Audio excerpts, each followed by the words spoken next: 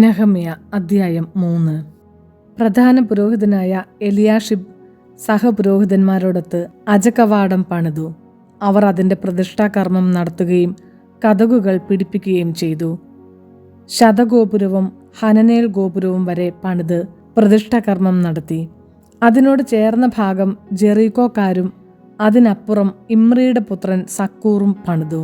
ഹസ്സേനായുടെ പുത്രന്മാർ മത്സ്യകവാടം പണിത് അതിന് ഉത്തരം, കതകുകൾ, കുറ്റികൾ, ഓടാമ്പലുകൾ എന്നിവ ഘടിപ്പിച്ചു. അടുത്ത ഭാഗം ഹക്കോസിന്റെ പുത്രനായ ഊറിയയുടെ പുത്രൻ മെറമോത്ത് പുതുക്കി പണിതു. തുടർന്നുള്ള ഭാഗം മെഷസാബേലിന്റെ പുത്രനായ ബെറക്കിയായുടെ പുത്രൻ മെഷുല്ലാം പണിതു. അടുത്ത ഭാഗം ബാനായുടെ പുത്രൻ സാദോക്ക് പുതുക്കി പണിതു. തെക്കോവാക്കാരാണ് അടുത്ത ഭാഗം പണിതത്. എന്നാൽ മേലാളന്മാർ നിശ്ചയിച്ച ജോലി പ്രമുഖന്മാർ ചെയ്തില്ല. പസയായുടെ പുത്രൻ യോയാദായും ബസോദയായുടെ പുത്രൻ മെഷുല്ലാമും കൂടെ പ്രാചീന കവാടം പുതുക്കി പണിത് ഉത്തരം, കതകുകൾ, കുറ്റികൾ, ഓടാമ്പലുകൾ എന്നിവ ഉറപ്പിച്ചു.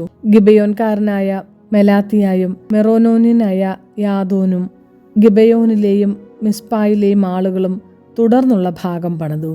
ഇവർ നദിക്കക്കരെയുള്ള ദേശത്തിന്റെ അധിപന്മാരുടെ കീഴിലായിരുന്നു. തുടർന്നുള്ള ഭാഗം സ്വർണ്ണപ്പണിക്കാരനായ ഹർഹായിയുടെ പുത്രൻ ഉസിയേൽ പണിതു. പിന്നീടുള്ള ഭാഗം സുഗന്ധദ്രവ്യ വ്യാപാരിയായ ഹനാനിയ പണിതു. അങ്ങനെ അവർ വിശാല മതിൽ വരെ ജെറുസലേം പുനരുദ്ധരിച്ചു. ജെറുസലേമിന്റെ അർദ്ധഭാഗത്തിന്റെ അധിപനായ ഹൂറിന്റെ പുത്രൻ റഫായ അടുത്ത ഭാഗം പണിതു. ഹറുമാഫിന്റെ പുത്രൻ യദായ തന്റെ വീടിന് നേരെയുള്ള ഭാഗം പണിതു. ഹഷാബനയായുടെ പുത്രൻ ഹത്തൂഷ് തുടർന്നുള്ള ഭാഗം പണിതു. ഹാറിമിന്റെ പുത്രൻ മൽക്കിയായും പഹാത്മവാബിന്റെ പുത്രൻ ഹഷൂബും അടുത്ത ഭാഗവും ചൂളഗോപുരവും പണിതു.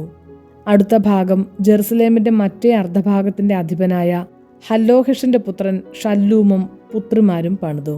ഹാനൂനും സാനോവ നിവാസികളും താഴ്വര കവാടം പുതുക്കി അതിന് കതകുകൾ, കുറ്റികൾ, ഓടാമ്പലുകൾ എന്നിവ ഘടിപ്പിക്കുകയും ചവറ്റുവാതിൽ വരെ 1000 മുഴം നീളത്തിൽ മതിലിന്റെ അറ്റകുറ്റപ്പണി തീർക്കുകയും ചെയ്തു.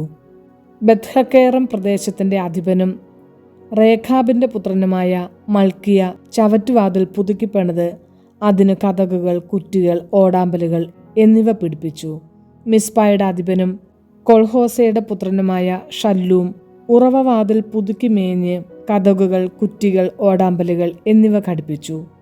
അവൻ രാജകീയോദ്യാനത്തിലെ ഷേലാക്കുളം കെട്ടിച്ച് ദാവീദിന്റെ നഗരത്തിലേക്ക് ഇറങ്ങുന്ന കോണിപ്പടി വരെ പണി തീർത്തു. ബേത്സൂറിന്റെ അർദ്ധഭാഗത്തിന്റെ അധിപനും അസ്ബുക്കിന്റെ പുത്രനുമായ നെഹമ്യ ദാവീദിന്റെ ശവകുടീരത്തിന് എതിർഭാഗം വരെയും കൃത്രിമവാബി വരെയും പടത്താവളം വരെയും അറ്റകുറ്റപ്പണികൾ നടത്തി. തുടർന്നുള്ള ഭാഗം ലേവ്യർ പണിതു. ബാനിയുടെ പുത്രൻ രേഹും അടുത്ത ഭാഗം പണിതു. തുടർന്ന് കെയിലായുടെ അർദ്ധഭാഗത്തിന്റെ അധിപതിയായ ഹഷാബിയ തന്റെ ദേശത്തെ പ്രതിനിധാനം ചെയ്തു പണി നടത്തി.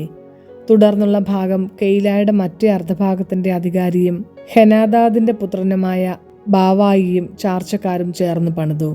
തുടർന്ന് മിസ്പായുടെ ഭരണാധികാരിയും യേശുവയുടെ പുത്രനുമായ ഏസർ മതിൽ തിരിയുന്നിടത്തെ ആയുധപ്പുരയിലേക്കുള്ള കുന്നിനെതിരെയുള്ള ഭാഗം പണിതു. അവിടം മുതൽ പ്രധാന പുരോഹിതൻ ഏലിയാഷിബിന്റെ ഭവന കവാടം വരെ സാബായുടെ പുത്രൻ ബാറൂഖ് പുതുക്കി പണിതു. അവിടെ മുതൽ ഏലിയാഷിബിന്റെ വീടിന്റെ അതിർത്തി വരെയുള്ള ഭാഗം ഹക്കോസിന്റെ പുത്രനായ ഊറിയയുടെ പുത്രൻ മെറമോത്ത് പണിതു. പിന്നീടുള്ള ഭാഗം ജെറുസലേമിന് ചുറ്റും വസിച്ചിരുന്ന പുരോഹിതന്മാർ പണിതു. തുടർന്ന് ബെഞ്ചമിനും ഹാഷൂബും തങ്ങളുടെ വീടിന് നേരെയുള്ള ഭാഗം പുതുക്കി പണിതു. അനനിയായുടെ പുത്രനായ മാസയായുടെ പുത്രൻ അസറിയ തന്റെ വീടിനോട് ചേർന്ന ഭാഗം തുടർന്ന് പണിതു. അവന് ശേഷം ഹനാദാദിന്റെ പുത്രൻ ബിന്നൂയി അസറിയയുടെ വീട് മുതൽ മതിൽ തിരിയുന്നത് വരെയുള്ള ഭാഗം പണിതു. അവിടെ കാവൽ ഭടന്മാരുടെ അങ്കണത്തിലേക്ക് തള്ളി നിൽക്കുന്ന കൊട്ടാര ഗോപുരത്തിന്റെ എതിർവശത്തുള്ള ഭാഗം ഉസായിയയുടെ പുത്രൻ പലാൽ പണിതു. പറോഷിന്റെ പുത്രൻ പെദായായും ഓഫൽ നിവാസികളുമായ ദേവാലയ ശുശ്രൂഷകരും കിഴക്കുവശത്തെ ജലകവാടത്തിനും തള്ളി നിൽക്കുന്ന ഗോപുരത്തിനും എതിരെയുള്ള ഭാഗം പുതുക്കി പണിതു. വലിയ ഗോപുരത്തിന്റെ എതിരെ ഓഫൽ ഭിത്തി വരെയുള്ള ഭാഗം തെക്കോവാക്കാർ പുതുക്കി പണിതു. അശ്വ കവാടം മുതൽ തങ്ങളുടെ വീടിന് നേരെയുള്ള ഭാഗം പുരോഹിതന്മാർ പണിതു. തുടർന്ന് ഇമ്മറിന്റെ പുത്രൻ സാദോക്ക് തന്റെ വീടിനെതിരെയുള്ള ഭാഗം പണിതു. കിഴക്കേ കവാട സൂക്ഷിപ്പുകാരനായ ഷെക്കനിയായുടെ പുത്രൻ ഷമായിയ തുടർന്നുള്ള ഭാഗം പണിതു.